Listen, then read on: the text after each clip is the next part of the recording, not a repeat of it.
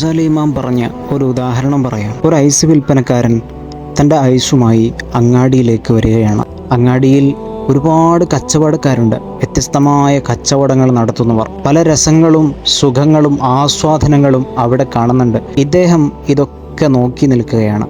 തൻ്റെ കയ്യിലുള്ള ഐസിനെ പറ്റി അയാൾ മറന്നുപോയി.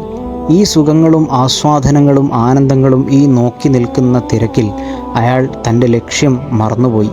ഒരുപാട് സമയം കഴിഞ്ഞപ്പോഴാണ്, ഇതൊക്കെ കഴിഞ്ഞതിന് ശേഷമാണ് അയാൾ തൻ്റെ കയ്യിലുണ്ടായിരുന്ന ഐസ് മുഴുവനും അലിഞ്ഞു വെള്ളമായി എന്ന് മനസ്സിലാകുന്നത്. ഇതുപോലെയാണ് നമ്മുടെ പലരുടെയും ജീവിതം. ലക്ഷ്യമെന്തെന്നറിയാതെ ചുറ്റും കാണുന്ന ആനന്ദങ്ങളും സന്തോഷങ്ങളും നമ്മളെ മതിമറക്കുകയാണ്. അതിലൂടെ യഥാർത്ഥ ജീവിത ലക്ഷ്യം മറന്ന് നമ്മളിങ്ങനെ സഞ്ചരിക്കുകയാണ്.